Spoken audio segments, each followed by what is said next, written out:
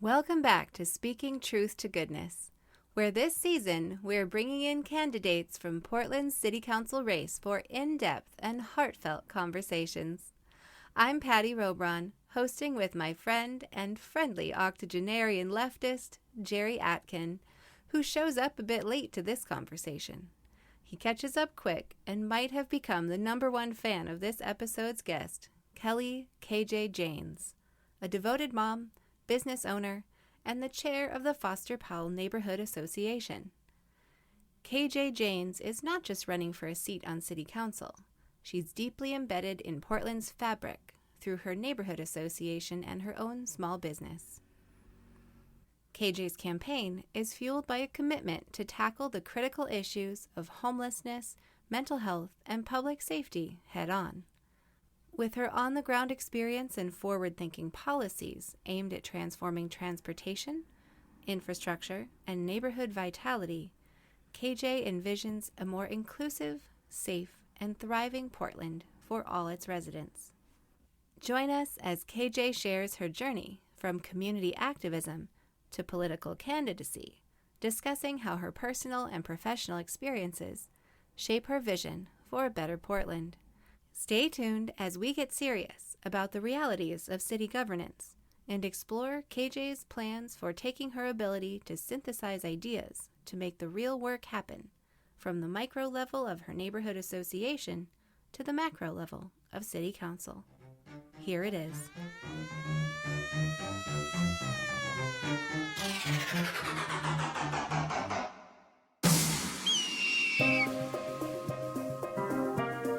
One of the things with ADHD can be short-term memory, which is part of the executive function.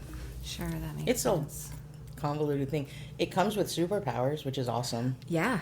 Those are my favorite parts. Well, what are your superpowers? Oh, just the ability to make connections between two disparate pieces of information that other people don't pick up on right away. Oh, cool. Yeah, I'm very Yeah. good at just picking it up in the air.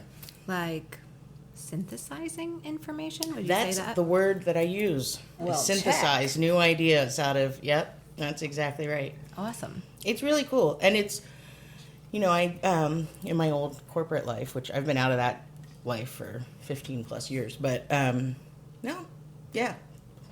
plus, getting old. But, in any case, in that life, I had a boss who would just take me to all the meetings, even if I had nothing to do with the project, because she liked having me in there to pick things up out of the air. And also, I have literally a beginner's mind in those meetings, right? Like I'm not endeavoring to have a beginner's mind. I do have a beginner's mind because I'm not from the project, which means I ask questions that other people might not, because of course they would know the answer to that already. Right. It's obvious or they've whatever. They've got their built-in assumptions. Yeah. Okay. Exactly. And so I come in and it's like, well, forgive me, this is probably obvious, but what about blah, blah, blah, And sometimes, that's just, okay, don't, but also sometimes it's like, oh, wow, we didn't think about it like that before. Right. I Yeah. think my husband calls that bad idea guy. That's smart, yeah. Like, I'm going to throw something out there, and Yep. it might be crap, but it might Yeah. make y'all think of something else. The whole point of brainstorming is to get everything out, right? Yeah. Even if it's like and I always tell people that work for me, during the brainstorming session, there are no bad ideas. Someone might say no, but that doesn't mean it was a bad idea. It's like Right. we want to get everything out on the table. Including the bad ones. Right. Yeah. We can always push those Exactly. aside. Like now we've acknowledged that's an idea, we don't like it. Well, but even the bad ones, I feel like they come about because there's something about it that you're trying to achieve. Mm-hmm. And so even a couple of bad ones can synthesize into something else. Mm-hmm. Yeah. I don't know how many times in my life I've said, well, I don't know about that, but it's making me think of. It's like a bad idea can be a stepping stone to a really great idea. Mm-hmm. Or just a new concept.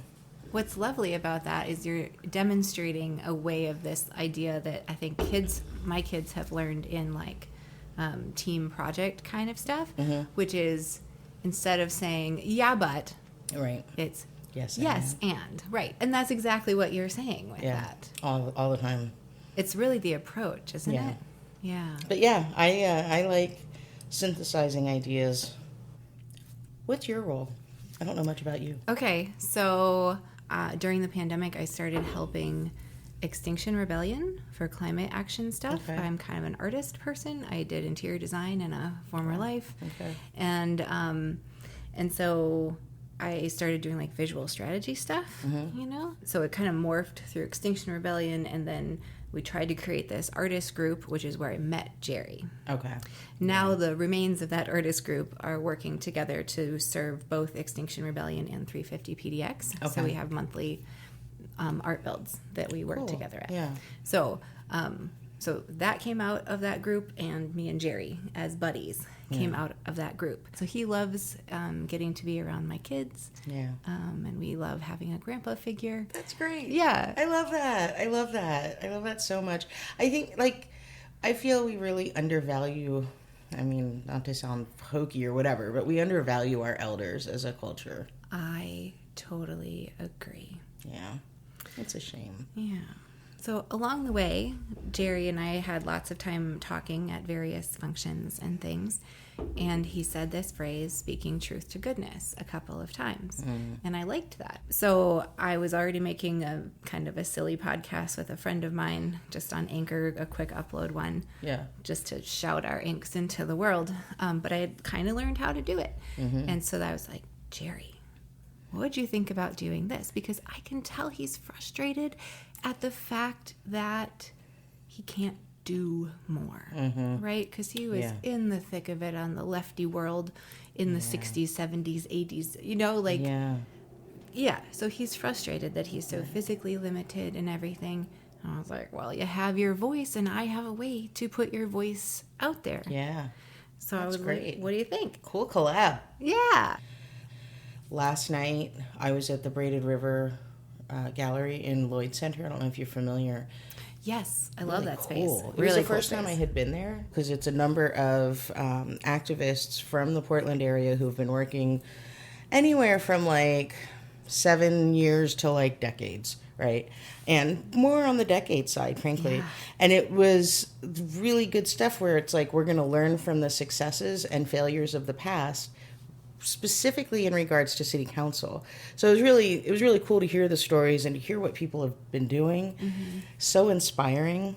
And I'm looking around this room and I'm like, God, there's so many good candidates here, and several of them are from my district. And I certainly don't agree with everybody across the board, but I do feel for the most part that the candidates are enthusiastic, believe in positive change, are dedicated to creating that change one way or another. I would not be at all surprised to learn that all of us who, whether we're elected or not, will continue to be functioning in this space. We're all most of us are already doing things, right, that are related to this one way or another. And you've got teacher Tiffany, she teaches at Sunnyside Environmental School, which is where my son went to school for, we moved, he was in second grade when he started, but finished through 8th grade there. Okay. Now he goes to Benson Tech. And it's just such an amazing community, with an environmental focus, place-based education. The field studies they do there are incredible.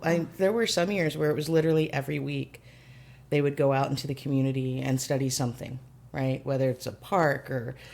He came home in 4th grade, 5th grade, I forget which year, and started telling me all about the Chinese Exclusion Act of 1918, and I don't know if I'm saying the right year off the top of my head, but he came home and rattled the whole thing off. They had gone downtown and gone on a tour of Chinatown and heard the history, and I was like... Yeah, see, I love the school. Yeah, yeah. And to have all of these things, because it's not just environmental and place-based, but it's also, there's a social justice bent to the school. And to have all of that in one school, like an institution, right? For me growing up, I liked all of those things and was interested in all those things, but it made me quirky. It made me different, People used to say when I was in high school that I was born to the wrong era. I should have been a flower child. I should have been a hippie. I'm like, well, I kind of am a hippie. But oh my gosh, I went to high school in Wisconsin. Yeah. Moved to Minneapolis and ran into a high school friend later. Found out everyone thought called me a flower child. I had no idea because I grew up in California to start. Yep. I had no idea. I carried all those ideals. Yeah. And isn't that sad that made you different?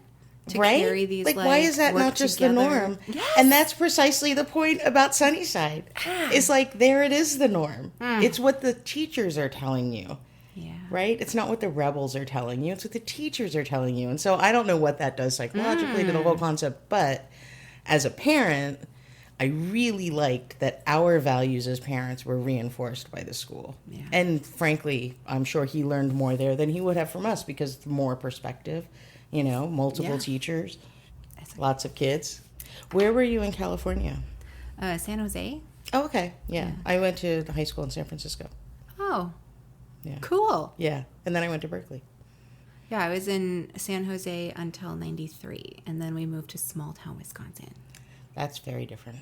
I appreciate it now. I appreciate having the city and rural and somewhat suburban and now very urban. I love that I've experienced all those differences and connected to people in all those places because I think they do think differently.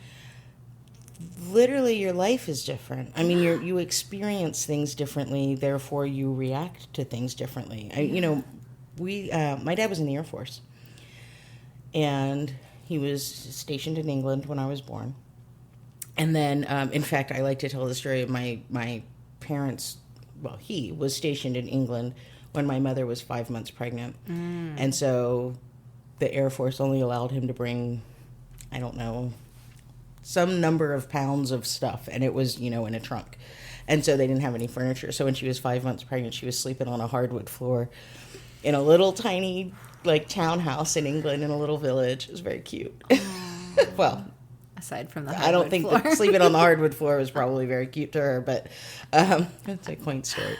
Anywho, one of the benefits of moving around like that was meeting people in all different walks of life, We were in a small village in England, and then we moved to Virginia, but it was very brief. And actually, I feel like from my perspective, it was very similar because it was like townhomes or something all kind of together with kids, right? And, I was 4. So. Yeah.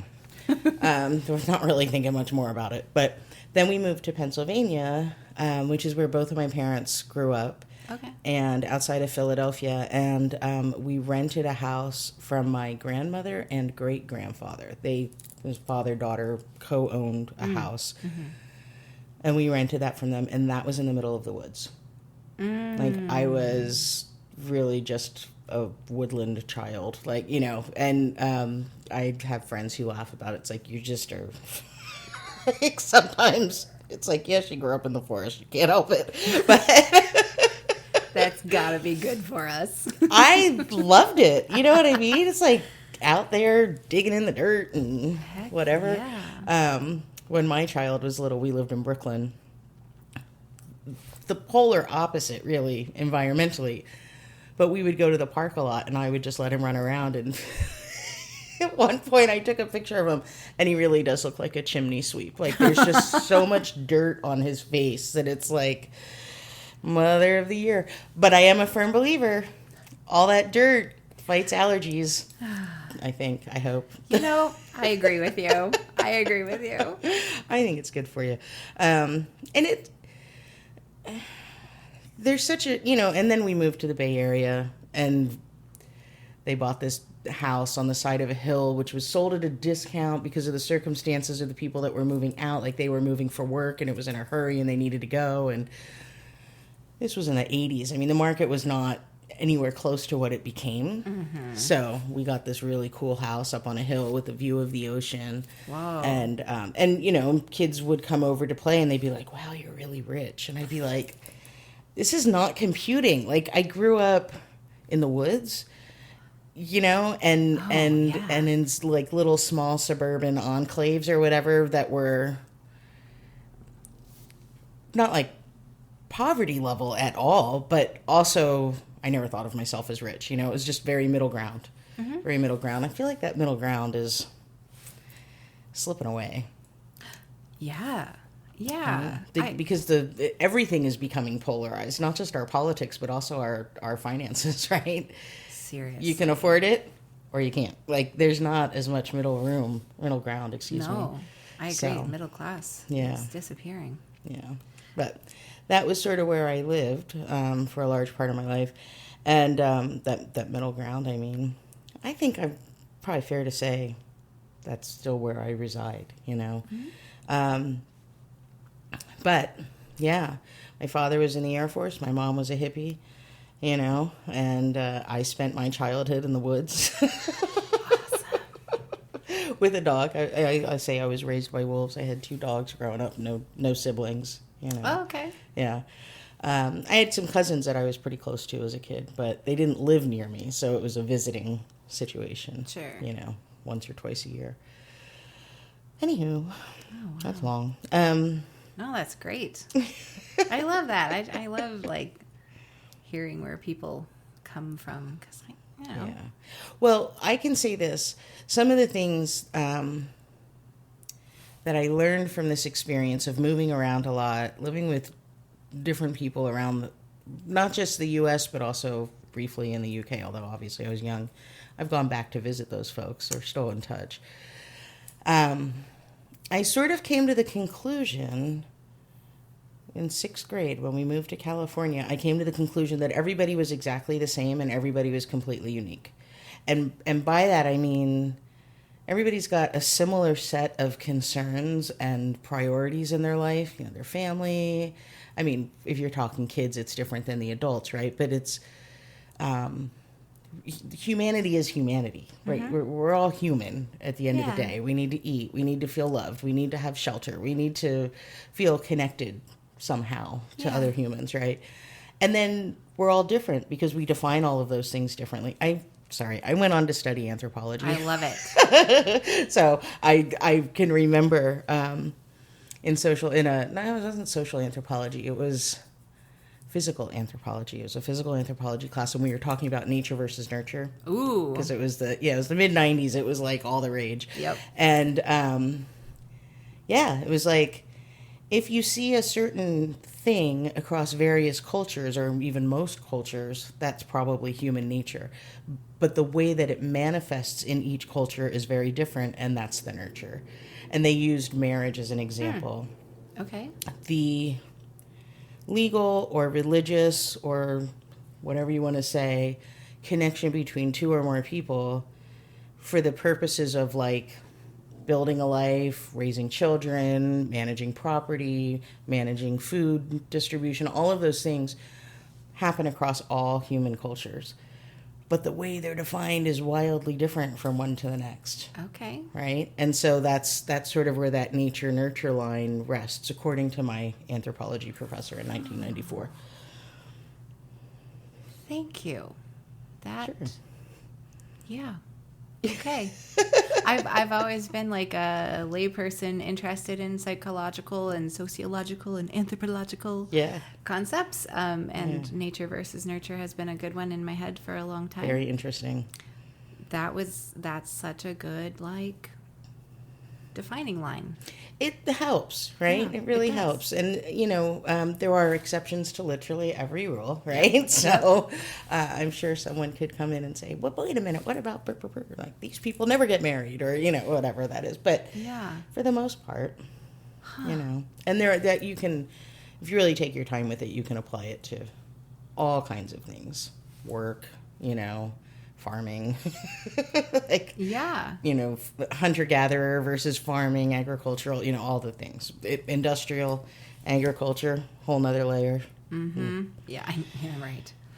You know, I say like I'm judgmental, and I am, but the truth of the matter is I exist in that sphere. That's how I live my life. I'm door dashing Safeway on the regular. So I'm, you know, I look at some folks who are living a life that's much closer to the ground in terms of their food, and I am envious.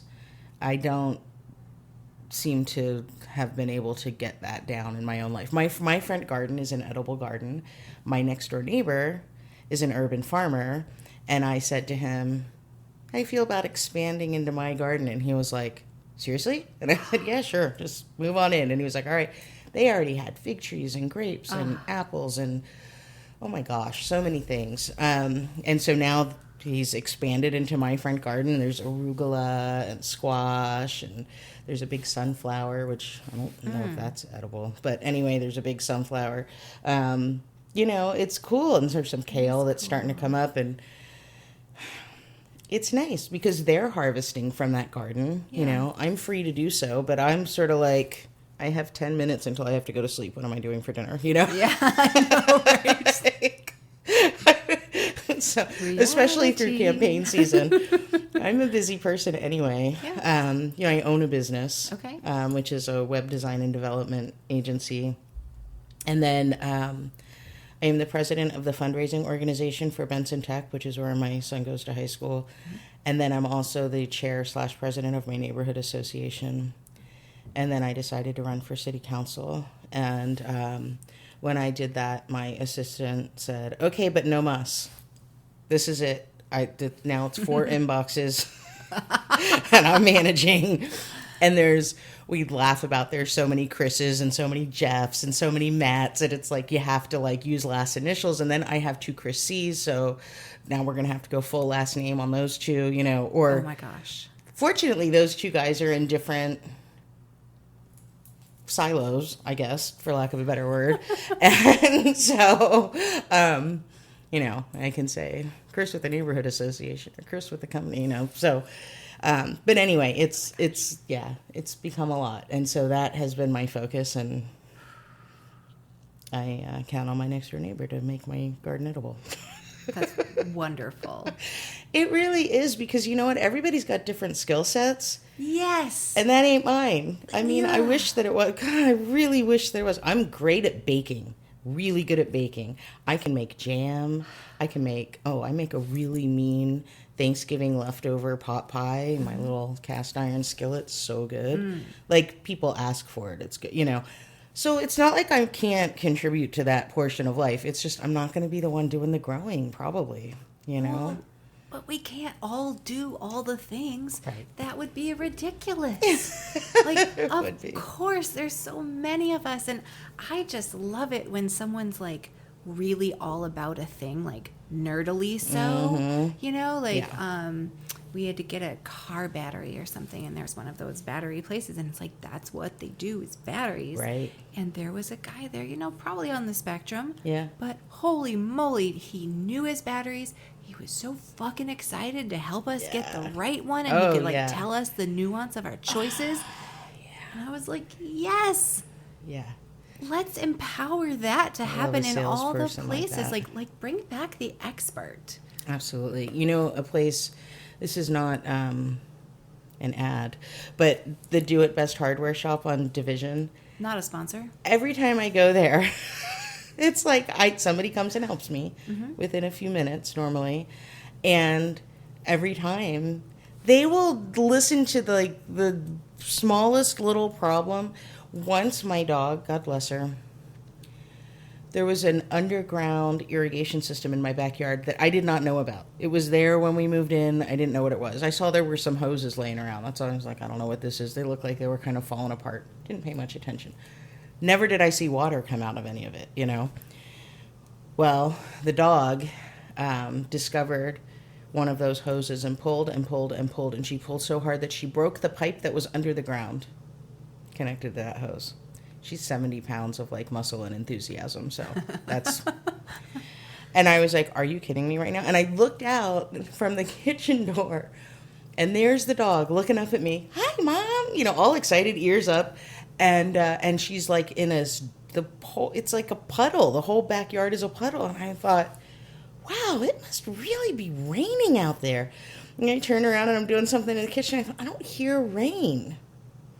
And then I went back out. I'm like, what the heck is going on? And I could see that it was kind of bubbling next to one of the trees. And I thought, that's not good. I didn't have a water key. I had to go to the hardware store first to get the water key to turn the water off. Then I had to let it, and then, but for those of you at home, that's draining. It's a sound effect for the water draining. And then, sorry, I broke the fourth wall. And then I had to like look at the situation. It was like halfway under a tree root system, and it was just a pipe, and this part had broken off, and there was a little tap thing with the screw for the hose. And I just had no idea what to do. So I took the broken part down to the Do It Best hardware store on Division Street and said, I don't know what to do. Can you help me? And I explained what had happened, and he was like, this is a conundrum. And I said, it really is. And he sat with me for like 15 minutes and talked through all the possibilities and what would be easiest, what would be, you know, most efficient, and all this kind of thing. And we came up with a plan together. He sold me the things that I needed for the plan, and then he gave me a dog bone and said, this is for Annabelle as a referral fee. Annabelle's my dog. And I'm like, that's very sweet. I don't think she should be rewarded for this. And he's like, I think she should be rewarded for this. Okay, fine. But, you know, I went back and I implemented the plan we had contrived there in the store, and it worked perfectly. No more leaking. So, yeah.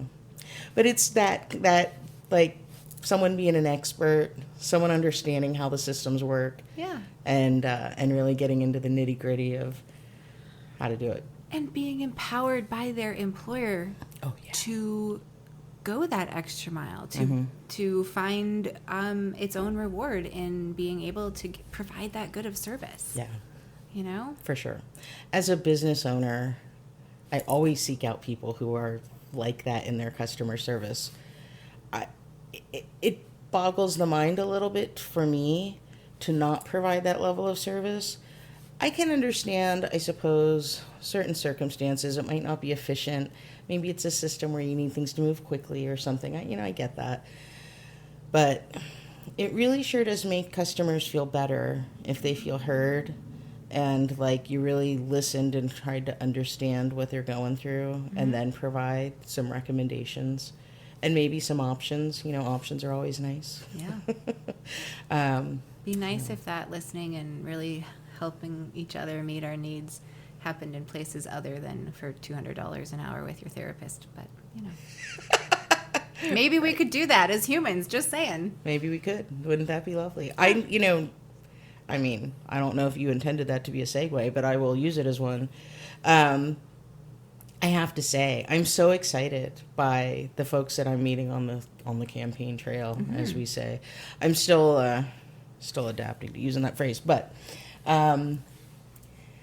so many really cool candidates, smart people, dedicated people, enthusiastic people, and also all of the organizations that are hosting events to meet the candidates are themselves knee-deep in the work. You know, they're doing the work, and it's so inspiring to realize how much is going on beneath the surface. You know, on the flip side, on the campaign trail, I'm talking to voters who are just like, they've given up. They're full of negativity. I can't tell you how many times people have apologized to me for their negativity. And I'm like, hey, man, I get it. It looks like everything's gone to shit. You're going to feel bad about it, you know? But, you know, taking from that, is it the Japanese tradition of when pottery breaks, you fill the crack with a gold seal? I'm not sure if that's, it might be China. Well, you should look that up. One of my best friends is a potter, and she talks about stuff like that all the time. And I don't know, in any case, but that tradition of when something starts to crack, you have the opportunity to make it beautiful. And I'm excited about what I'm seeing happen in politics right now. You know, the existing council has sort of been, I mean, I don't mean this personally, but it's sort of been like a lame duck session for the last 2 years, ever since the change was voted in, right? Because as soon as the change is voted in, that's people saying, we don't like what's happening.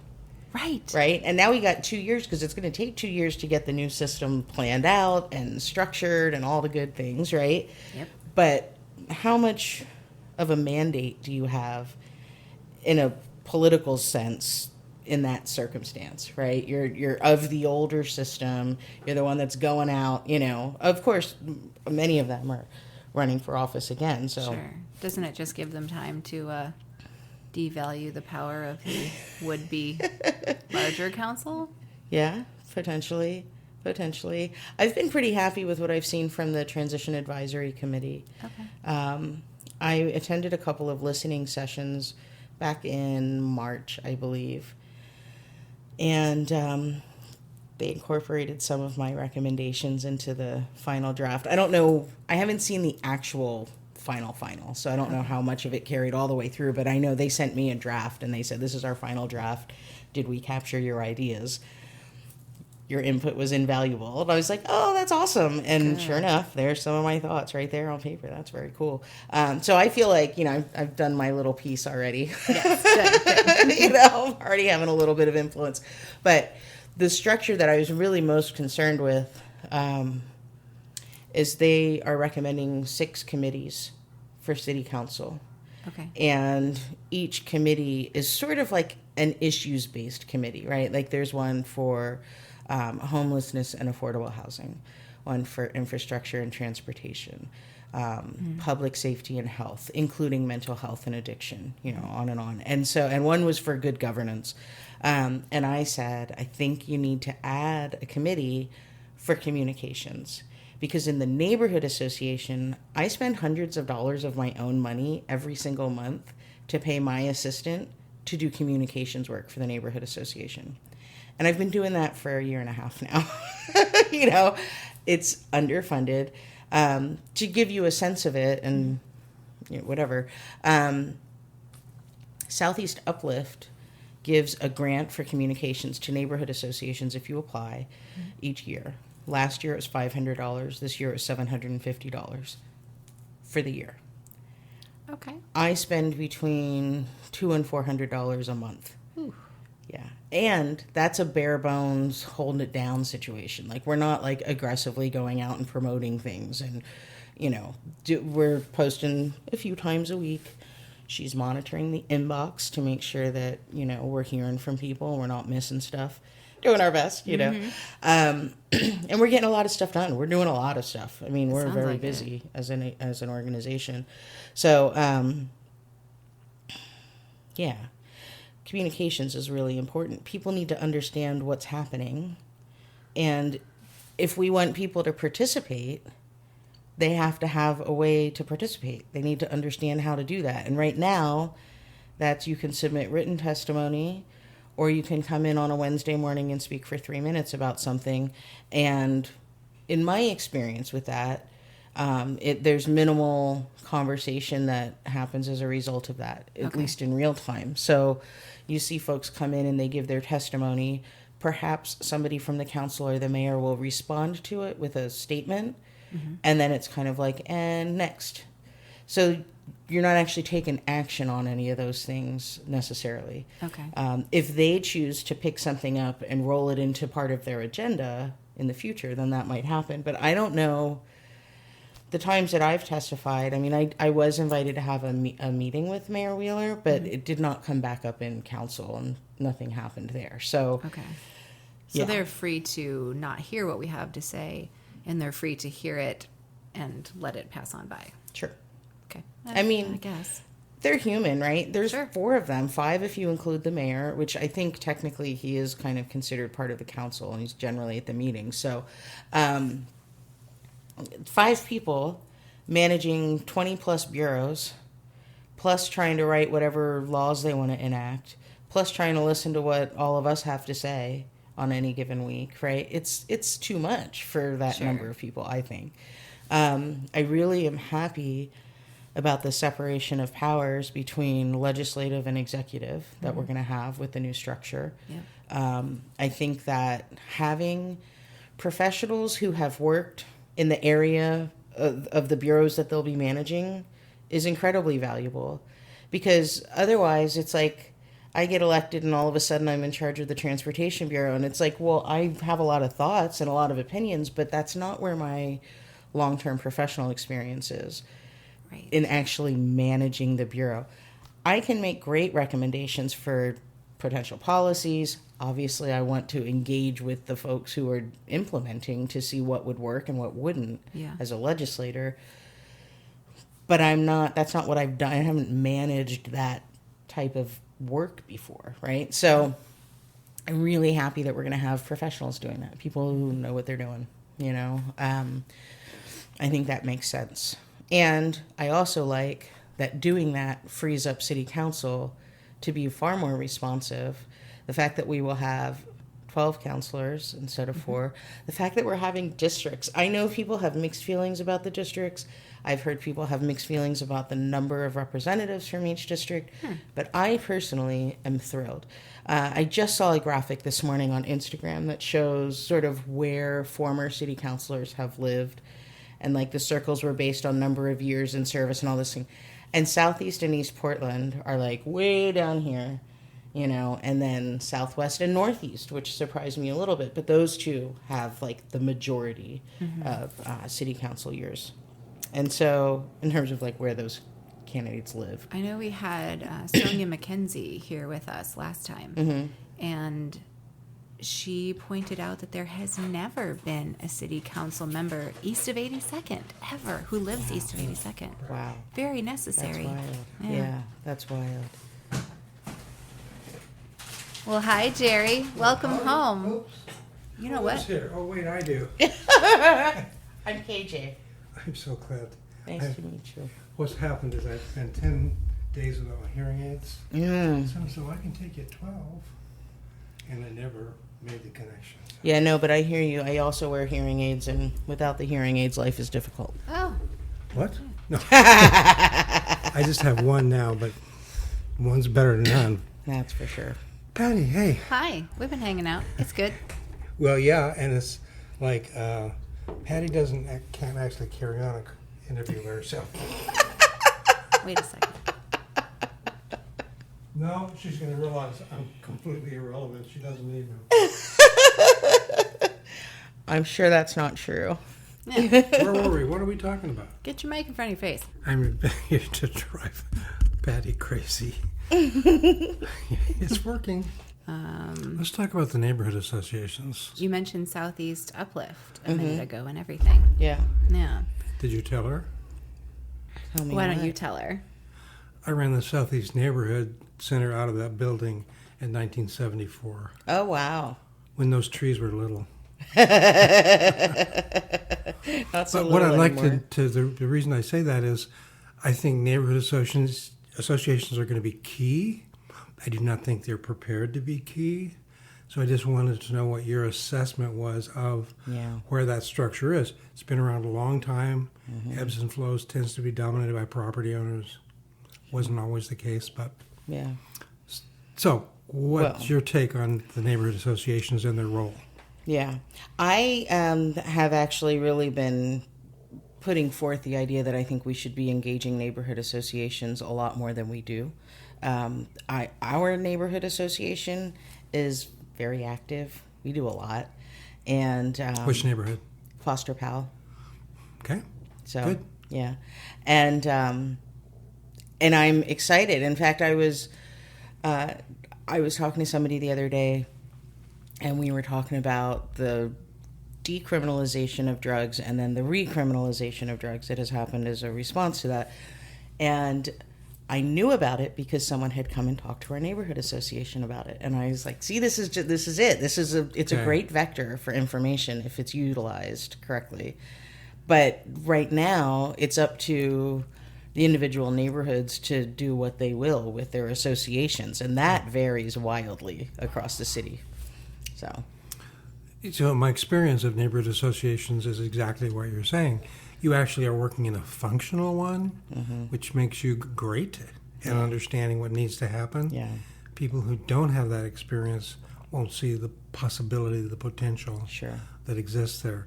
In my mind, it's linked to what I think is the key to everything before the election and after, which is community engagement, community organizing. For sure. If that piece isn't present, it won't reach its potential, or in other words, it'll fail. Right.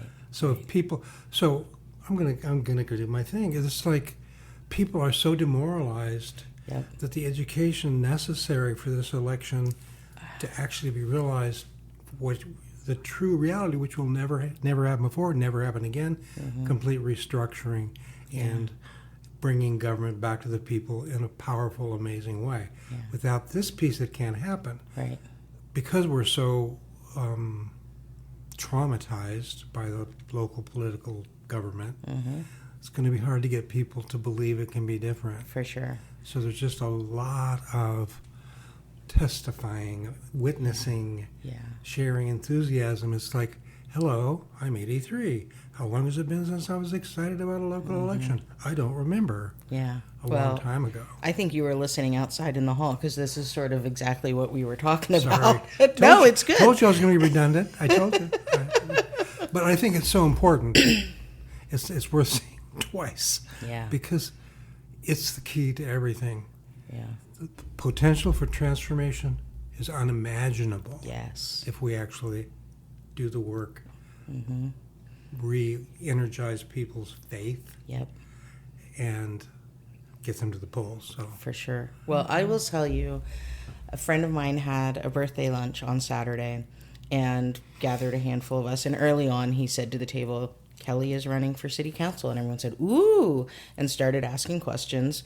And by the end of the lunch, one of the women looked at me and she said, you've actually made me excited to vote in the fall. And I'm not in her district, unfortunately, so she won't be voting for me, but that's okay.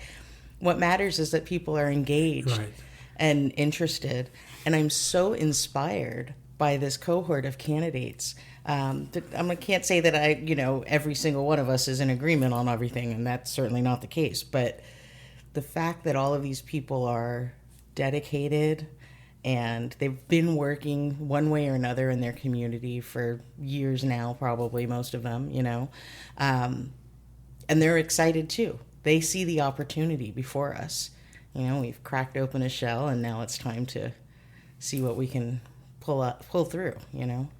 So you all get together before you come in and agree on what to say, right? No. Because that's somebody else say that? That's another theme about the power of the process. We want an outcome, but without the outcome, all these victories, all this true organizing, connecting, networking is going on, and it will change things. Yeah. The scale of change really depends on how well we do this other part. I say we as someone who can barely walk. Yeah, but I'm doing a podcast. Oh my God. Yeah, you are. That's funny. Amazing. I guess I am. My excitement comes out in strange ways because I'm me. We can do this. We can do this. We can. It is. Another world is possible. We are the ones we've been waiting for. Exactly. Aww. Somehow we need a re-energizing the electorate campaign of sorts. It's going to happen as part of the overall process, but I think it needs to be thought about more deeply and to get people to really understand what needs to happen to activate the base to get good people elected. Yeah. Well, you and I were talking about communications and how you've pushed, even in the current city council, to say this is an important need. Yeah. And you have an assistant that you task with communications. Yeah. So I have also heard in these sessions that the candidates themselves are somewhat being tasked with educating the public as a part of their campaign. So what kind of initiatives are you running right now as a part of your campaign to push forward the public education of just how this even works? Well, it's kind of interesting because as chair of the neighborhood association, the work of the neighborhood association is very highly overlapping with my campaign. I am campaigning by doing, is what I keep saying. So we had somebody come out to the neighborhood association meeting and talk to us about what is the new government structure going to look like? How is it changing? We've got somebody coming out, I believe, in September to talk to us about ranked choice voting. How does that work? What are the ways it can go sideways? How do we avoid that? Et cetera. Then we are also planning... So good. Yeah, we're planning a meet and greet for District 3 candidates in September, and we are in the early stages of planning that. I don't know where it's going to be. I don't know what it's going to look like yet. I've seen some good models that I like. I was at a candidate meet and greet out in Linton a couple of months ago, and I was there for the CEI Hub. I, through the Neighborhood Association, have endorsed letters and, participated in the press conferences and all this kind of thing for that. And so I was on her radar, and she sent me an email and said, we're going to be doing this tour of the CEI Hub. Yeah, sure, I'll come out. Then right on that, after Fabulous, that, man. yeah, there was the meet and greet, and they had 5 tables, 5 District 4. It was for District 4, which is not my district. So I was like an audience member, not one of the candidates speaking. But they had 5 District 4 candidates and 5 tables, and they split the audience members up, 4 or 5 people per table, and then the candidates walked around from table to table. Every 10 minutes they would rotate. And so we got to have conversations with all of them. It was really cool. I really enjoyed it. And there was nobody from Linton at my table, so she came over and she said, since we don't have anyone from Linton, would you mind taking notes and sort of being my connection person for this table? Oh, sure, no problem. So, which I loved.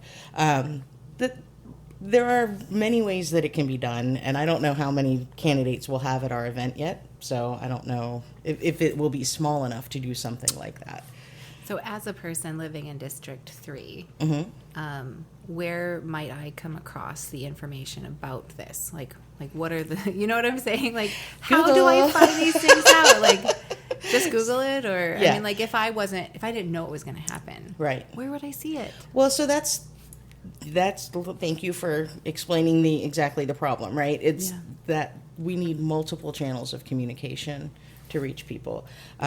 We use primarily social media to publicize our events, mostly Instagram and Facebook. We are a volunteer-led organization, so we do what we can. I don't have a communications chair. I was the communications chair and then moved into the role of chair/president, and nobody took communications from me. So now I'm kind of both. Whoopee. So, yeah, it's fun. It is fun. I mean, I enjoy both roles, but like both. It's kind of a lot. But that's all right. It needs to get done, and I'm capable of making that happen for the moment, so I'm doing it. And it's lovely that it very much feels like a situation where I'm passing, I picked up a baton from somebody else, and eventually I will pass that baton on to the next person. I was very fortunate. I stumbled into the Foster-Powell Neighborhood Association blindly, but quite happily. It's a very progressive group of people. I'm just very fortunate to live in a great neighborhood. I'm really happy. I don't know if this idea has any reality, but I wonder if there's a way that neighborhood associations can connect with each other in some way around this election process. Yeah, I'm collaborating with 3 other neighborhood associations around me to put on this event. Duh. Why would I even bring it up? Well, it's a good idea. We were saying earlier, there's no bad ideas. So 5 minutes ago. I mean, really. But I think this is good because if I wasn't the person making this podcast, if I was listening to it, I would be thinking, well, I have no idea. Like, are these people working together? I don't know. And as a lady living in Portland, that would make me feel better. It does make me feel better to be like, oh, there are these people working at this level really closely with all the people in all the houses, and they're working together, and they report up to this. Like, I'm not here for a big old hierarchy situation, but it's nice to know that we are connected, that we can network with ourselves. Yeah. We have older voters. Like you? Case in point, not like me, fortunately. We need a website. There needs to be a website with all campaign events for all districts. That sure would be available. Nice. Yeah. Who could do that? I don't know. Well, I mean, if I wasn't working and running a campaign and running a neighborhood association and running a fundraising organization, I could probably do it. Well, but it seems to me that the city should do it. That would be lovely. I would be in full support of that. If I were a progressive candidate of any kind, at any level, I would want people to know what's going on. I would want this to work. Yeah. So it seems to me that someone in the city has resources, Yeah. and I don't know who they are. But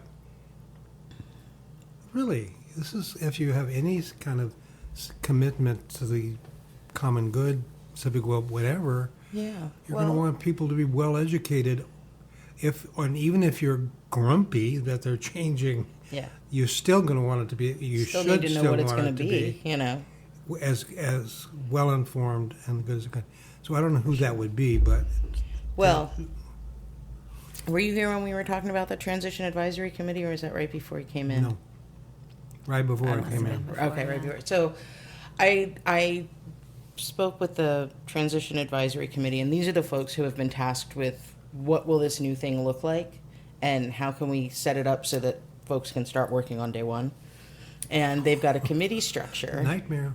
Yeah, it's going to be Nightmare. a circus, yeah. I'm going with circus. I feel like that's a little more fun. Nightmare. You have a nightmare. I have a circus. It's okay. Please don't put them together. Yeah, right. No, goodness. No, Oh, the dear. transition is going to be very complicated and difficult. It There is. are going to be issues, and that's Right. just what That's just how it is. But so what I told them is you've got committees based on issues that you're recommending we form once we have the new city council, but we really need to have a committee that's dedicated to communications so that the people of Portland know what city council's working on. They have multiple pathways to provide input and feedback, and they know how to find those pathways. And we need to have people going out to neighborhood associations and talking about what we're doing. We need to have town halls. I mean, if we really want this government to be of, for, and by the people, we need to make it accessible of, for, and by the people. So that's my baby. some people don't want it to be of by Yeah, those well. people. But I'm in disagreement with them. so, and you're in District 3? You in District 3? I'm in District 3. I get to vote for you. Yay! It's just amazing what a strong group of candidates It's inspiring. exist. hmm And, well, yeah, we got excited early, and we don't get less excited as time goes on because we meet more people like you. Well, I'm excited because I can vote for you. Yay! Well, So can I. I know. That'd be great. Are you sure? I think you're in District 1. You're right in the. I don't want to be in District 1. Oh. I want to be in District 3. I don't know where the exact cutoff is. At some point, it goes up to 82, and then at another point, it goes up to 205. So I don't But know. I'm on the other side of 205. Yeah, so you might be District 1. I don't want to be District 1. But you can vote for Steph. Okay. I really like Steph Am I Rowell. really in District? This is And embarrassing. Sonia McKenzie, who was here for the one you weren't here for. You can vote for her, too. Okay. Okay. But I can give money, though, right? Oh, sure. So I have to make a list of all the people we've interviewed so I can give my $20 for Yes, them. that would I'll be get you a lovely. list. Give me a list, not Okay. because long COVID, so I'm not highly functional. Yeah, that long COVID can be a bear. Oh, God. It's really horrible. Yeah. Well, So what else do you want to talk about? well, I think I don't know.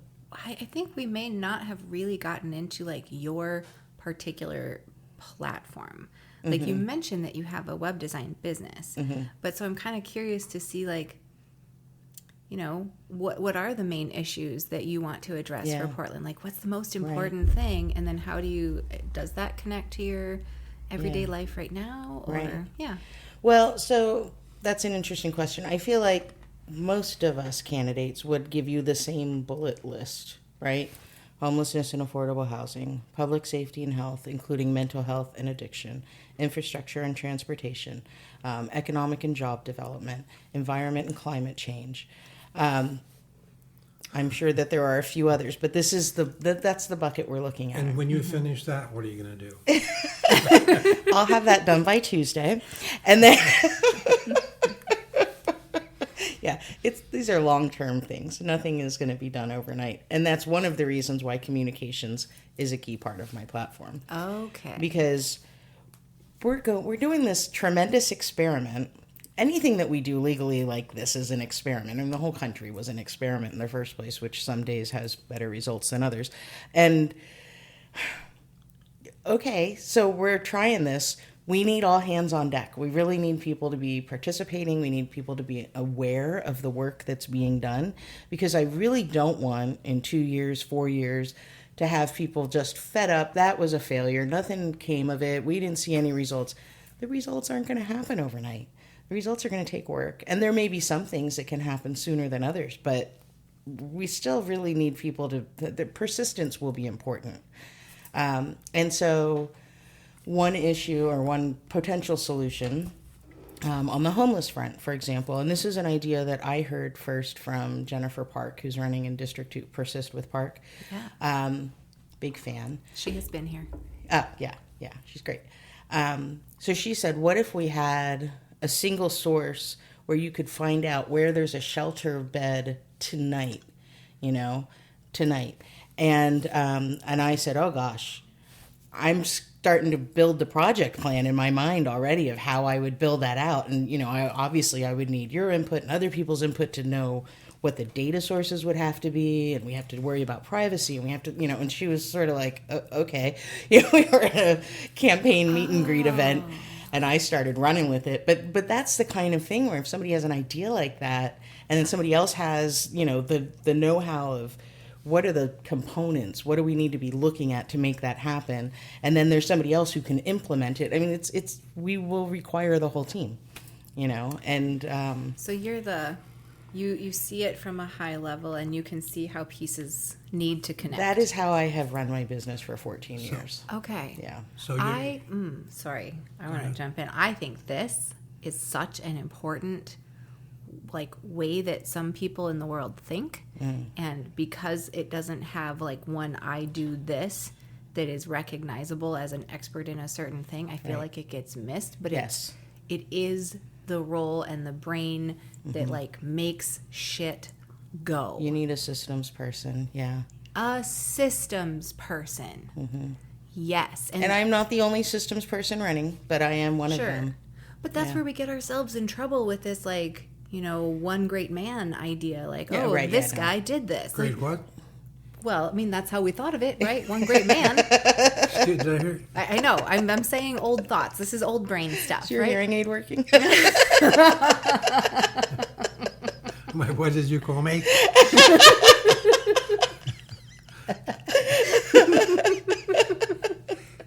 Okay.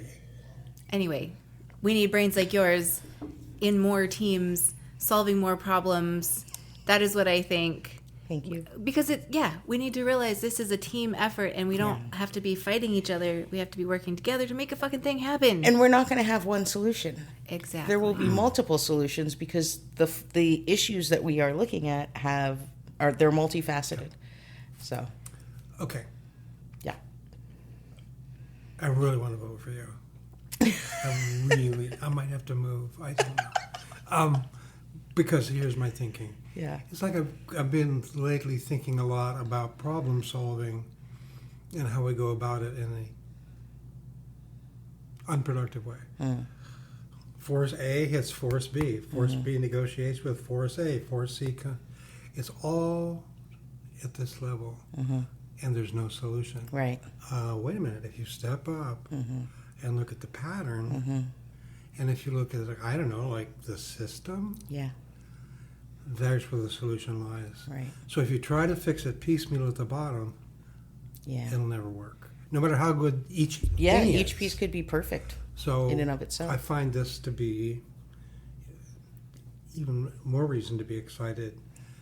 I completely believe that without these larger ways of thinking about it, no matter how much we care, no matter how hard we try, we're not going to be successful. And this is a gamble. This is a gamble, and it's entirely winnable, but only if we stop sort of being locked at the level of armed combat over issues, Right. and look at,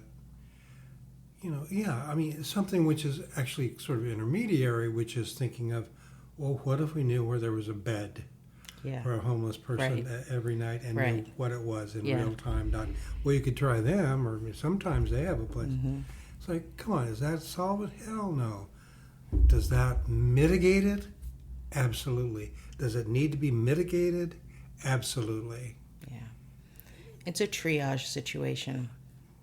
And each conversation I've had with someone since Jennifer put that idea in my mind, Yeah. the concept has grown. Somebody who works with the Home Pack, which is associated with Housing Oregon, said, okay, well, the police need to have access to that tool whenever they're on a call and they run into somebody who is homeless and in need of a bed. Portland Street Response needs to have something like this, a tool that they can just pull up on the phone and look it I up. mean, they don't? Sounds like a job for a UX designer. I got a guy. It can't work that way in city council. That's an RFP. That's fair. But I certainly understand the concepts, right? And can oversee the RFP process. And then That's valuable. That feels really valuable. yeah. Yeah. I think so. I see the value of that in the work that I do, certainly. I know that the contractors who work for me are very grateful that I run interference on all of that part of the thinking. They know that by the time the work order has come to them, that stuff has been thought through. And there are times when I need to engage with them and say, all right, we have this problem. We know what the solution should be. We want it to look like, but we need to connect the dots. How do we connect those dots? What system am I not thinking of? Everybody's got great ideas, Somebody added rehab facilities should be part of that system as well, because if someone needs to detox. Of course, there's a deflection center going in Buckman that's supposed to go live September 1st.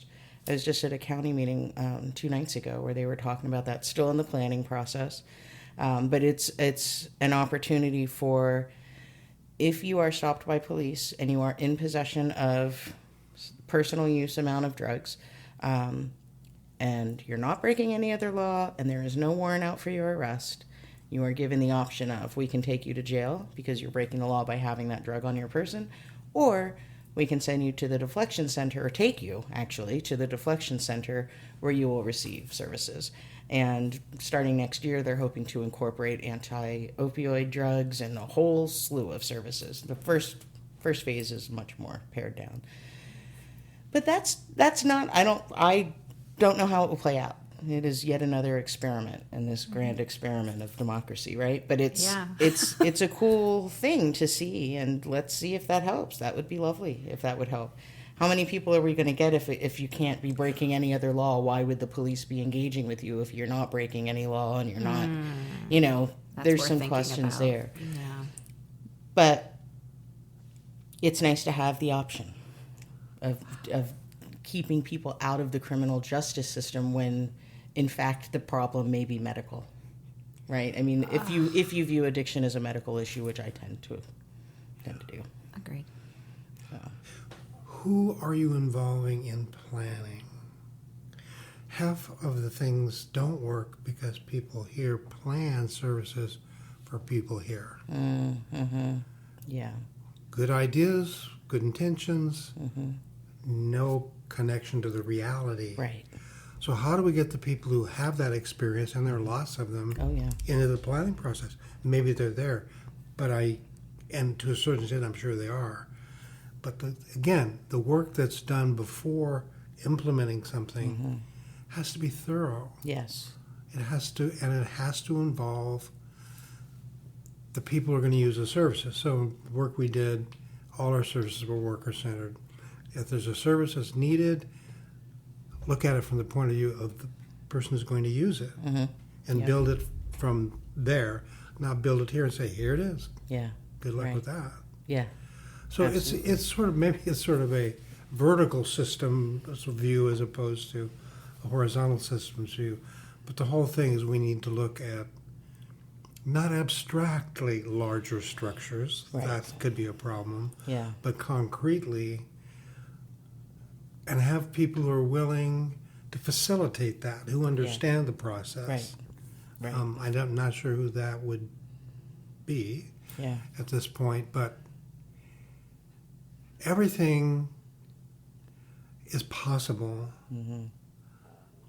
ultimately, but you need to have those vertical and horizontal systems have to people who really care and who really know what they're talking about.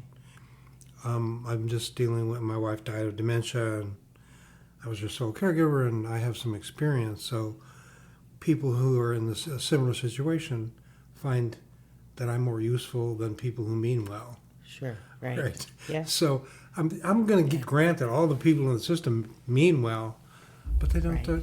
know the rest from whatever it might be. And it's like, so we need some humility, which says, oh, there's stuff I don't know about. Right. How can I get that information? Yeah. It's so funny, the human ego, because not knowing something has nothing to do with your intelligence or your capabilities or anything. I mean, I suppose it could have something to do with those things, but not necessarily, and most of the time probably not. It's just lack of exposure, lack of experience, and so Lack of access. Yeah, for sure. And so you seek those things, where do you find people who have access? Where do you find people who have experience? If I may, I will stumble down my existing analogy on this project for, where is there a shelter bed tonight? There are multiple organizations that send people out to speak with folks who are living in camps and in different capacities. I mean, there's Portland Street Response, but there's also, the name escapes me at the moment, but I was part of a volunteer group to go out and count how many people are sleeping out on the streets, right? In any of those scenarios, there may be ample opportunity to say, if you had the ability to search for a shelter bed tonight, what would be important to you? And I might say, well, I can't sleep in a group environment. I can't do it. It's too traumatizing for me. Or I experienced domestic violence, and so I need to be only with people of XYZ gender. Or, it needs to not be a sober situation because I'm not sober, but I would like to be in a bed. Those types of filters are things that can be built in. But as a homeowner who has owned a business for 14 years, I'm probably not going to think of all of the things a person might wish to filter for, right? And so it's imperative to go out and, like you said, talk to the folks who would use the system. Talk to the police. What are things that you experience? Talk to Portland Street Response. What do you experience? Sisters of the Road has been around for such a long time, and it's far more than just a cafe. And I wonder if they're feeling like they're engaged in this process because they have decades of self-help, and I mean, they're just the gold standard.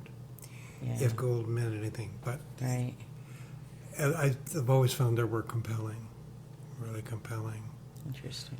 I would look at the whole picture and say, what groups of whatever, government, non-governmental, nonprofit, collective, whatever, that are doing really great work. Yeah. Well, let's get them together and have them do best practices for us to use as the basis for thinking about this. And also, one thing I'd like to highlight here, because I think that this might be for some folks, they might say, well, I don't want to work with anybody who does blank. Fill in the blank. I don't know what that might be. Or that particular organization I distrust because of this, this, and that, or I don't like the work that they've done.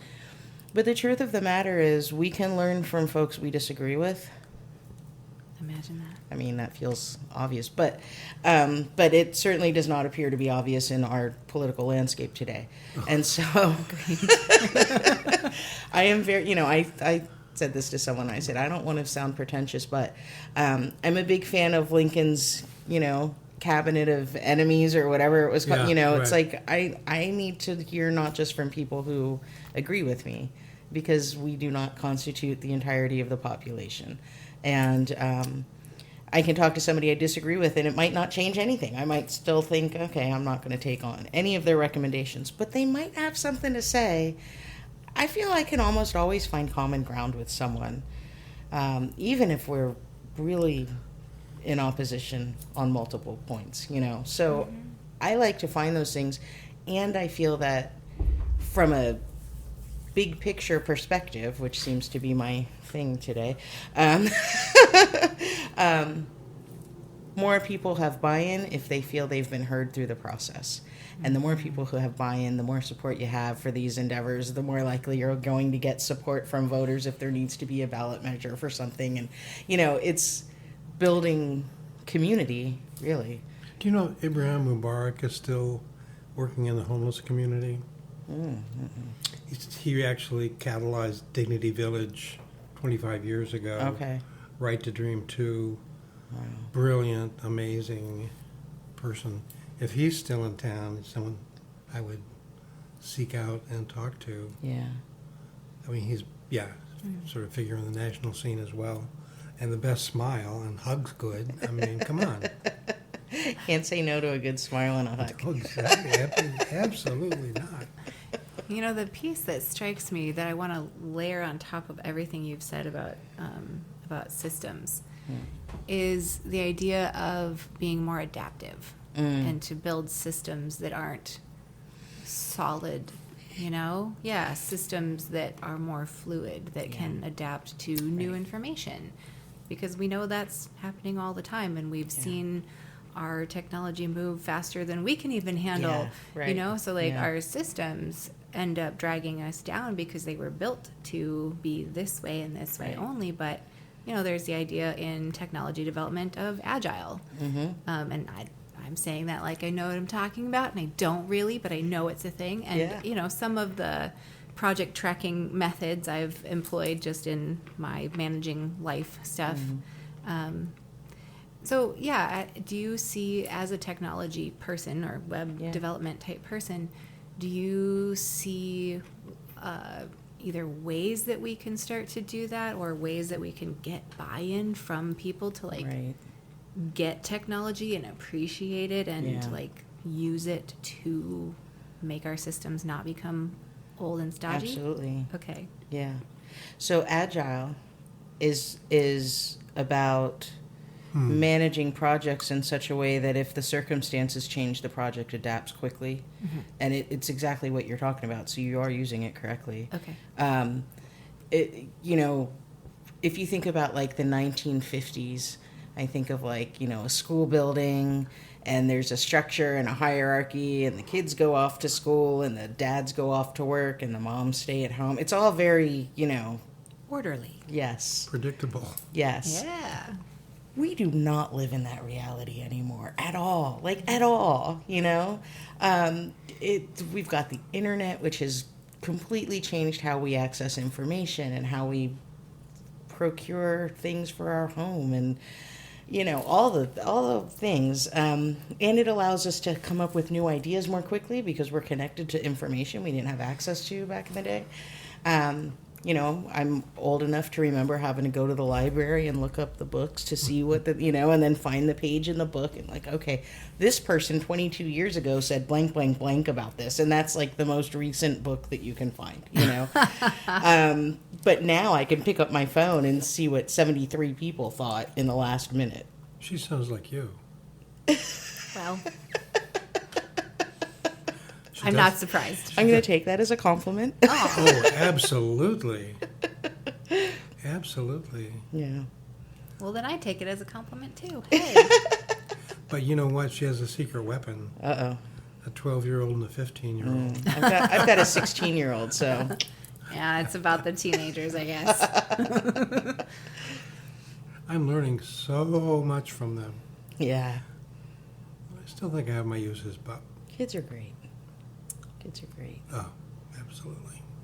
And so are the older folks, I mean, it's a continuum. Experience is valuable. Knowledge is valuable. So you started a business when your child was 2. I did. Courage. No, covering daycare costs. It was the beginning of that. I was going to go back. What do we do about daycare? Yeah. Am I being charged with daycare solutions now? No, I'm sorry. But what I'm just saying is... I mean, if you want me on it, I'll be on it. There are some basic things that completely lock up a society, and the cost of daycare is one of them. Yes, for sure. And the absence of a national health service, so that my brilliant cordon bleu chef can't make more than $18 an hour, or he'll lose the Oregon Health Plan for his major heart conditions that he could never pay for on his own. Yeah. I mean, so these little things, but it's like these basically lock down a huge proportion of. It is. And those are not things City Council can address to a certain extent, but it needs a national system. We don't have a national way of looking at. I mean, there's people who do. We're losing true human capacity, true human potential, because we're locking people into those systems.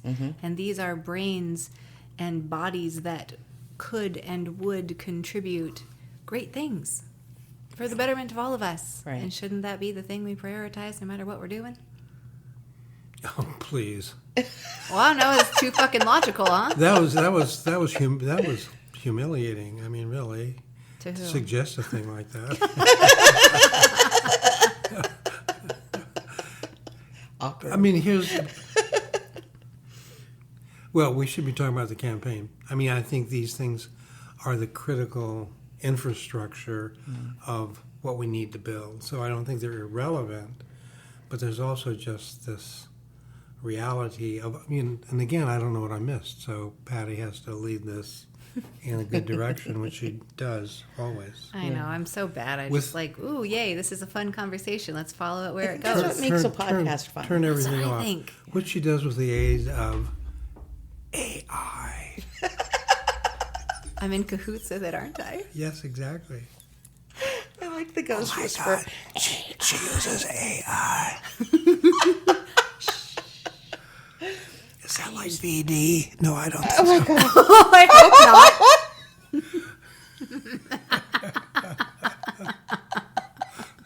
not. No, those two things are not the same. Am I blushing now? I don't know why I'm blushing because I'm not 12, but I'm blushing. I use AI too. Yeah. For the How could Well, you? why not? It's first draft land. Everything is first draft. I convinced him. Good. Yeah. Yeah. And I'm not terribly resistant. I'm initially resistant, but as soon as I'm shown the error of my ways, I very quickly double down and fight back. No, Yeah, there are some things I would not want AI to be handling, but first drafting my emails, I think it's sufficient. I mean, Yeah, pretty good. Yeah, for sure. No, I'm very impressed with the responsible way in which you use AI. Yeah. I'm Thanks. genuinely impressed with you, Oh, actually. Thanks. That's not a secret. I talk about you behind your back a lot. Okay. Noted, I guess.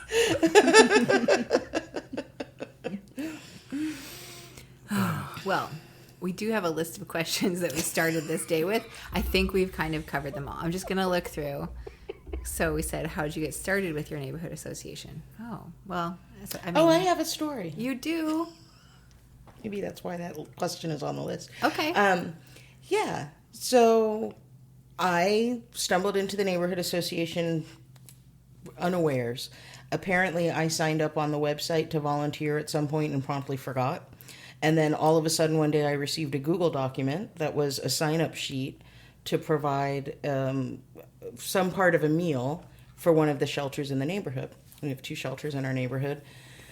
The neighborhood association does 2 shelter meals a month, 1 at each place. And the way it was working at the time, they had volunteers cook food at home and then deliver it to the shelter. And I kept signing up to be a cook. And they kept canceling them, like kind of last minute, because they didn't have enough volunteers to provide all the number of meals that the shelter needed for the night. And, I'm not particularly at all a religious person, but it happened on Easter Sunday. And it happened that the shelter we were cooking for that night was the family shelter, so there's kids there. And it was like, what? No, Easter Sunday. And I got upset. And so I said, can I just cook all of it? And they were like, for 140 people? And I said, yeah. And they were like, Sure. Okay. So I cooked lasagna for 140 people. Some of it was from scratch. Most of it was the Stouffer's party boxes. Because at some point I realized there's no way in hell I'm gonna be making all of this lasagna from scratch. But I cooked it all and procured salad fixings for 140 people and dessert for 140 people.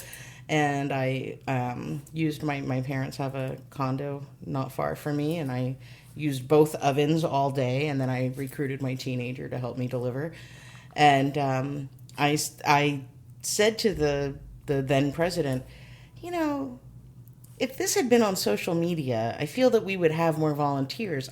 I didn't even know this was a thing. I had no idea about it. I just got this Google document to sign up, a couple months ago, and then it keeps getting canceled because there aren't enough people, but nobody's promoting it anywhere.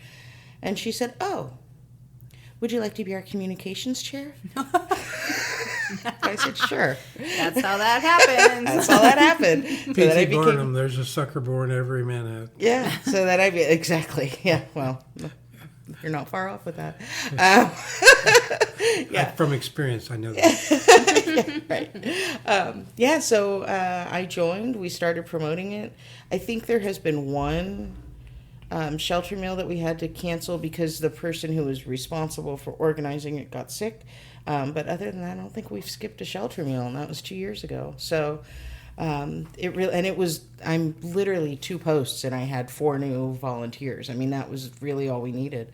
And now the program has morphed because of rules from the Oregon Food Bank, who donate to the shelters and what they require us to do and all this. But at every turn, we're agile. We're shifting. Hey. We're adjusting. We've got a business in the community that provides cooking space, and she does a group cook for one of the shelters and has people sign up on her website, and they come in. She puts together a menu. She procures all the ingredients. She teaches people how to make the food. And she's amazing. I mean, she really is amazing, but it's part of her business. And so she's got a kitchen there, and they deliver food to one shelter. And then for the other shelter, we have to cook in the shelter now. We've got a coordinator there who has her food prep license or whatever that is called. And she oversees the cooking by the volunteers, and people donate the food. And we fill in the gaps. Whatever food was not donated, we provide reimbursement to those 2 coordinators for buying the food. And we're now in the process of looking at potentially growing the program by getting some grants and providing more food and growing it. So That sounds agile to me. it's pretty agile. It sounds almost like if you make it known that there are people in need, it seems like people are good and will come and meet that need. People get such a sense of well-being from helping somebody, and it provides so many, on so many levels. It's just in general, it's nice to feel like you've done something nice, but then also there's that sense of community, especially when you're cooking together. Food is such a great way of bringing people together in general, right? Although that can be problematic in its own right, but generally speaking. And it's, one of the underlying goals of this program before I was on board was to integrate the shelters in with the housed population, right? It was like we wanted, I guess I should say, because it was before my time, wanted to reduce the NIMBYism of, are you familiar with NIMBYism? Not in my backyard. Oh. Not in my, I don't want a shelter in my neighborhood. Yeah. Right? That's again and again. In fact, half of the meeting about the Buckman Deflection Center was folks saying, "Oh, I'm not sure we want this in our neighborhood." And for good reason sometimes, it's not an unreasonable thought, but we wanted to bring people together. And so it's like, well, if you're cooking food for somebody, it's far less likely that you're then going to turn around and be like, "Get out."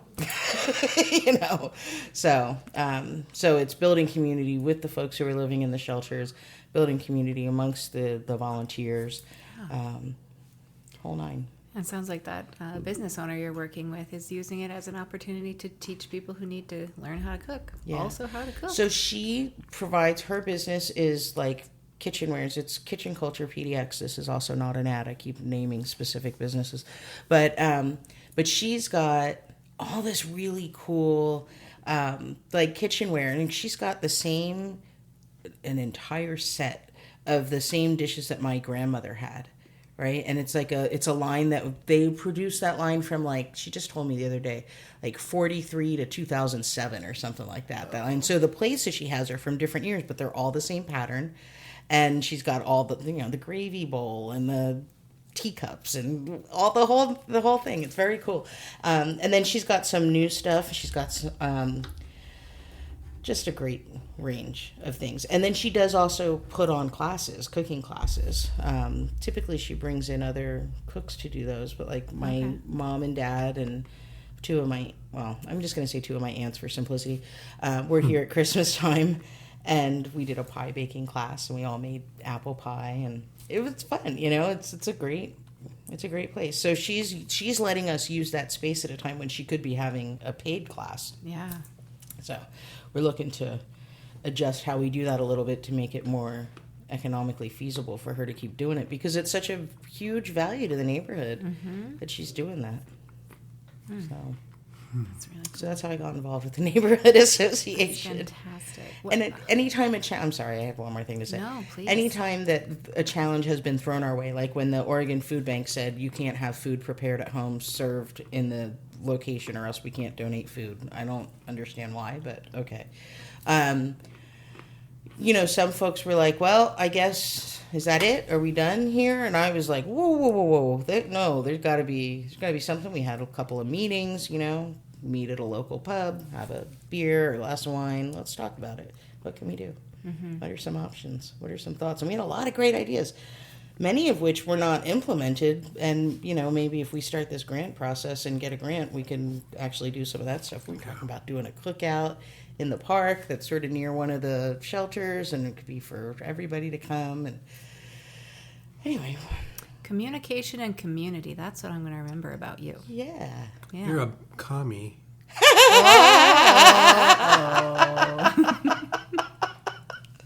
Oh, I don't know. Am I? Maybe. Yeah. I do like community. We're human animals. I mean, Yeah. whether you think that the design was design or not, we are currently wired to engage with one another and support one another.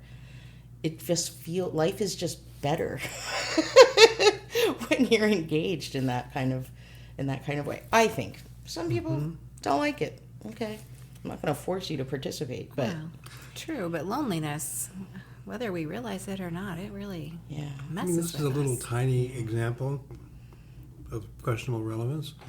But I live in a retirement community, Russellville Park, 102nd and Burnside, and we have to have 24-hour security because it's Hazelwood. It's not exactly. So security guards keep showing up, and it's one I hadn't seen before. And I said, "Hi, what's your name?" So I'm Joe. He said, and then the first thing he said to me was, "I've been here 5 weeks, and I love it here. wow. The residents are so cool, and they talk to me, and and I talk to them, and it makes things better, doesn't it?" Yeah, Yeah, it does. it does. But that's the second security person in a row who has not been prepared to come to an old folks' home and find loving, compassionate people. We live in a pretty unusual community in that regard, but so here's a working person who suddenly knows that kindness is it seems to be prominently displayed Oh, my shirt. on your shirt. Exactly where it belongs. It's the foundation of everything, frankly. Yeah. So this is a person who never had those thoughts before, in his 50s. So I think it goes to what you're saying. If people are offered an opportunity, and if they're not so traumatized they can't respond, we need to untraumatize them. These little spontaneous, it's like little healthy places that we want to grow into. Patty knows that one of my favorite words is necrotic. Necrotic flesh, which means dying, dead flesh. So if we think of society as a necrotic body, Are we still recording? Oh yeah, it's about to get real good. But what I feel like is everything we do that's kind, everything we do that's healing is like a good germ that can spread. But Harriet Tubman, I always come back to Harriet Tubman, we set up people free, one soul at a time. That means you don't do it with a big program. Means you don't do it with a big, you can have those programs, but within it, you need that human connection that's missing. That 2 of the 4 horsemen of the apocalypse, bureaucracy, stripped from us because we replaced human problem solving with partially AI, but also with rules.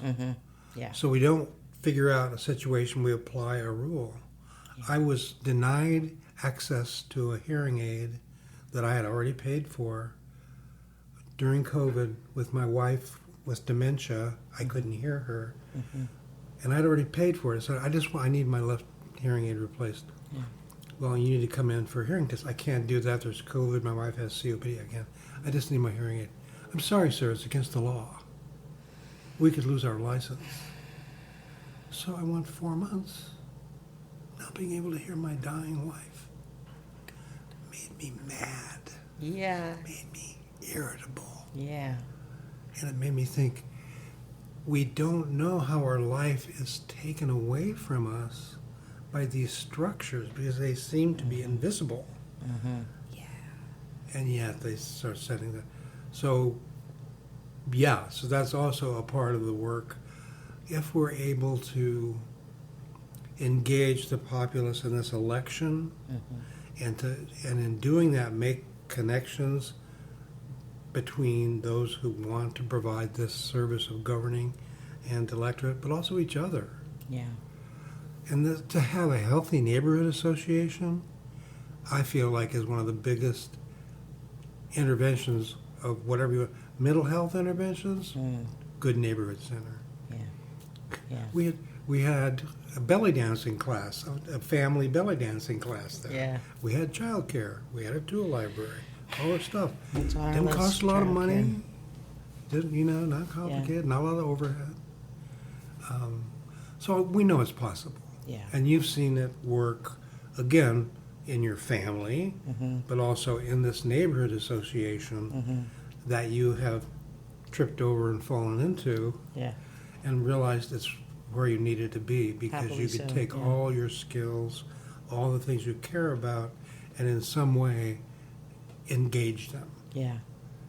And I believe if people are deprogrammed, to use a word that comes up from time to time, into passivity, it's how we lived for centuries in this country.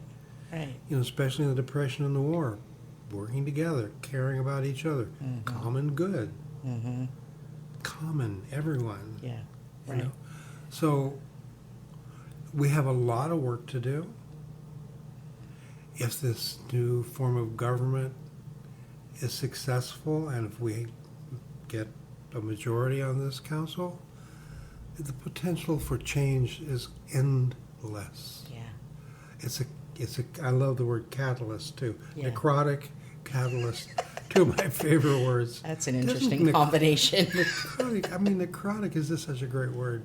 It is a great word. And the concept is also useful in certain circumstances.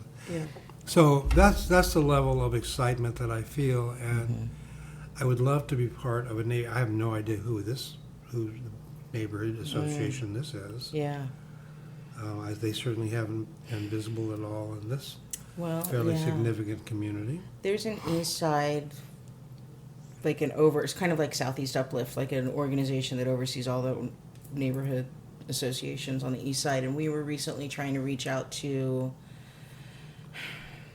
if you follow Holgate past 205, because they're talking about, not that this is the purpose of the thing, but they're talking about rezoning Holgate so that it'll have more safety features for pedestrians and stuff like that. They're going to have more buses and whatnot. Anyway, but we were trying to find the neighborhood association, and it was a little bit of a kerfuffle. We really had to figure it out and talk to a couple of people before we found the right place. And in an ideal world, which I don't, and this may not even be a good idea, but I believe the neighborhood association organization has changed its name. I don't know what they call it now. Not the Office of Neighborhood Associations, but needs to provide leadership to these groups. Tough to figure out, but if we want to create a healthy network that supports this transformative election, Right. something like that needs to happen. For sure. Now, a very famous comedian who my father taught to rope, Will Rogers, said that the solution to the U-boat problem was to boil the ocean and it'd all come to the top. Yeah. I said, how are we supposed to do this? I said, well, that's your problem. I gave you the solution. So I'm really good at giving solutions. It's up to you to boil the ocean. But one of the frustrating things, if you live a long time and you get to do a lot of really interesting, important things that actually matter, you really want to be able to take that knowledge and reinvest it. Right. Seems to me if this form of government works, I'll have a place Yeah. to make that contribution. Yeah. It's really exciting. It is exciting. It's really exciting. I'm really excited. Yeah, obviously. I can't help but see such a parallel with what you're doing on the more micro level with the neighborhood associations, and realizing what you want to do is go up a level of magnitude and see that same kind of close-knit community exactly happen throughout the city. Yeah. It's pretty fucking cool here, Kelly. Thank you, Patty. But yeah, that's it in a nutshell. One of the exciting things about this campaign is the fact that it's not winner take all, Right. that people can actually work together. What a Yes. concept. Oh my gosh. And that you're building up a network of people who know each other, understand Yeah. what's important to them, who Right. they can trust. Yeah. So, like I say, win, lose, or draw, already this community has been pulled together in Absolutely. this process. And my experience is that there are sort of pivotal moments in which Portland Clean Energy Fund, that crew that came together is still a crew. They work together, trust each other. Yeah. It's just, if the election were lost, it would not be a loss. Yeah. It would be an incomplete win, Right. right? But we want It just the experience of campaigning. I still want everyone to vote for me, but just the experience of campaigning. I want everyone to vote for you too. Thank you. I appreciate that. It's been life altering. You know, as I started to stumble into this, because that's apparently how I enter into new things, I felt like I had finally found the thing I wanted to do when I grew up, right? Aw. I love the people I work with in my business. I like the people who work for me. I like my clients. There are some really just outstanding humans, you know. But the work itself, it's not like enriching in the way, like I always felt like there had to be something that I could be doing that would feel something, right? It's fulfilling. yeah, fulfilling, enriching, soul nourishing, right? And yeah, I really feel like this is sort of, I've came into the neighborhood association and it's like, wow, this feels really good. This feels like the stuff that I'm doing matters to me at such a foundational level. You know, I was a kid in the 70s and 80s and bought the line, hook, line, and sinker that, you know, like civil rights is done and, you know, the environment is important. Now we have Earth Day. Like, oh my goodness. I mean, there's so much to do. There's so much to do. You know, we thought we'd get by with like the sale at Mervin's for that day, and that would like fix it. Right, yeah. Yeah. Oh my God, Mervyn. So here's what I want to here's what I want to say to you. Okay. It's difficult. I hang out with Lutherans now. It's a totally bizarre reality, but and my friend, who's a retired pastor, my best friend who lives here, we're hung up on the word not necrotic. Yeah, okay. Take a breath, it's okay. Incarnate, Okay. which is to take beliefs and faith and put them into your body. Okay. And I believe that this nonverbal communication of how we are in the world, how we treat each other, is more transformative than theory. Yeah. I have a little thing from Ramsey that says, theory is closed. That's the coffee shop. I love that. But what I'm saying is wherever you go, you're going to take this, radiant excitement about what you're doing, and you're going to be like an attractive nuisance. They're going to want to be like you. Don't Did you just say underestimate. sorry before you called her radiant and attractive? I know. I'm like, wait a minute. This is my summed up knowledge of Yeah. in my ninth decade. People learn from people. Information is critical, but what they see, it's what someone said about Gandhi. He embodies people's radiant again. Here's the word: radiant hunger for becoming. Right. People want to be whole. People want to restore that connection that's been lost over the last decades. Yeah. You embody that, and do not underestimate the importance of that. Thank you. That's all. Getting a little verklempt over here. Yeah. That's what we do here. We speak truth to goodness. And you're the goodness, and we're telling you true things. See? That's how it works. That's the title. That's lovely. Yeah, and I can find myself doing it a lot Yeah. Yeah. because it's necessary. Truth to power is important, no question about it. But what fails to get recognized in this unfortunate historical moment is people's goodness. Mm-hmm. And every time you acknowledge that, it's amazing what the effect is. Yeah. It's a cheap trick. Costs nothing. But it's like kindness. It's just sort of a counterpart of kindness. Right. Without these things, we will not win. We will not succeed in recreating a viable society. Yeah. So, Patty knows it was right here during this show. I think I coined the new phrase, the fierce urgency of the long haul. Mm-hmm. Fierce urgency is now really clear. Yeah. But we have to do the work that you're doing in this transformation of city government to provide a basis for what needs to happen. Yeah. And as a systems person, you probably understand how all these things are connected. Thank you. I mean, to some extent, yes. Well, you know what? Because I'm out of control. You know more than you know. Yeah, sure. You know way more than you know. You are way more of a unnecrotic person than you think you are. No, that didn't. Thriving? That didn't. Alive? That never. It sometimes doesn't come out right. Is this where we say, what's the line we say when we want to do that? Do it over? Strike that.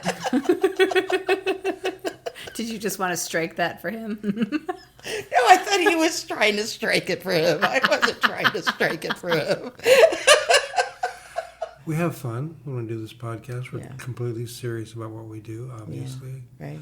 And grateful. Yeah. Grateful to be doing it, grateful for each other, grateful for you being here with us. Yeah. Glad to hear that. It is lovely to be here. You guys have a really nice energy. Thanks. So do you. If you just have one more thing that you want to leave the voters with, and especially how they can find out more about you, and we can call it a wrap.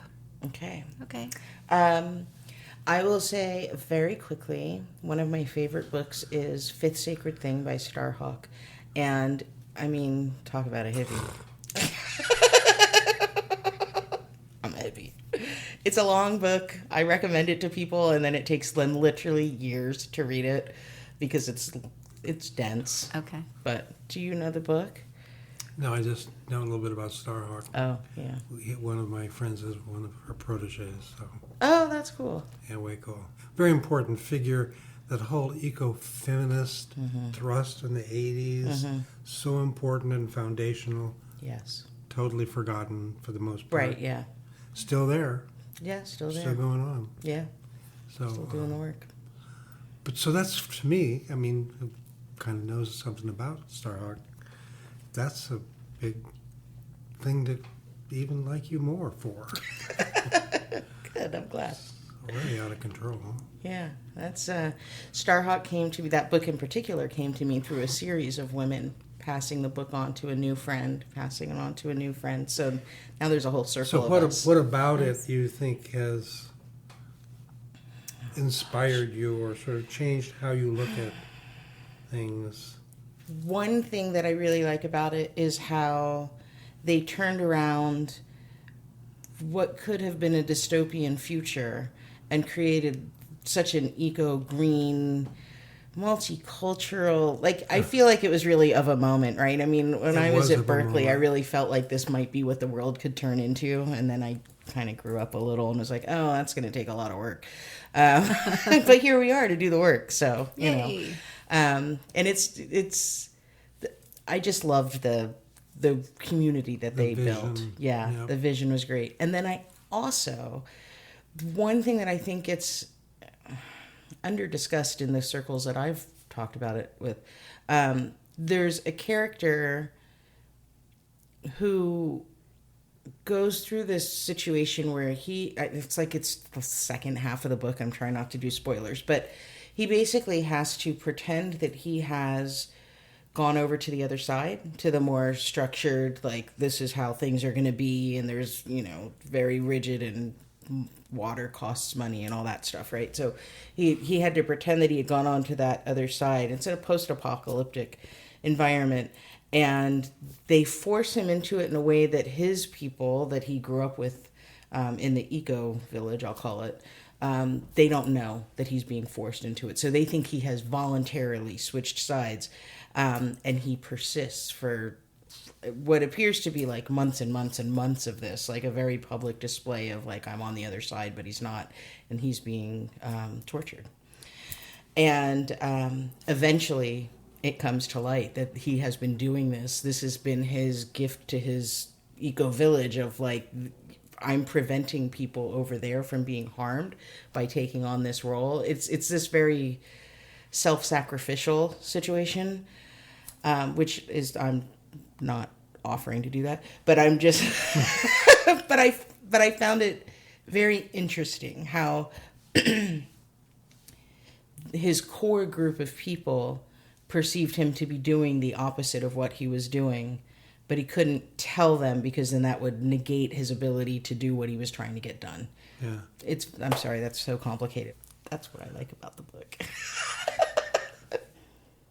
In terms of how people can find me, I am on Instagram at KJ4PDX, and it's the number 4.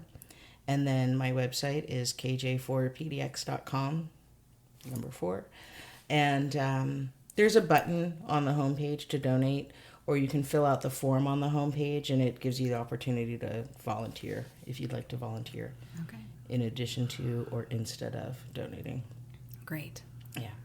And, you know, it's a work in progress. Doesn't have all the info on there yet. But isn't everything? Everything is. Yeah. It really is, yeah. Life is a work in progress. Yep. Humanity is a work in progress. Yeah. Did we do it? I think we did it. I think we did it. Oh my gosh, you guys, thank you so much. This has been like really long conversation, but truly delightful. Oh, thank you so much for coming and sharing all of that. I was delighted as well. If I can vote for you, I will, and if I can't, I'll be grumpy. But whatever. Yeah. I didn't draw the lines of the damn thing. Thank you for tuning in to Speaking Truth to Goodness. Today we had the pleasure of speaking with Kelly K.J. Janes, whose passion for community service and vision for Portland's future have left us both inspired and hopeful. KJ's approach to governance, emphasizing transparency, inclusivity, and effectiveness, promises a fresh perspective in City Council, aimed at genuinely looking after Portland's best interests. Her dedication to making Portland a safer, more vibrant place to live together resonates with the values we hold dear on this podcast. We hope this episode has given you a closer look at one of the many dedicated individuals striving to shape Portland's future. Remember to engage with our content by liking, commenting, and sharing this episode. Join us next time as we keep speaking truth to goodness, because goodness is all around.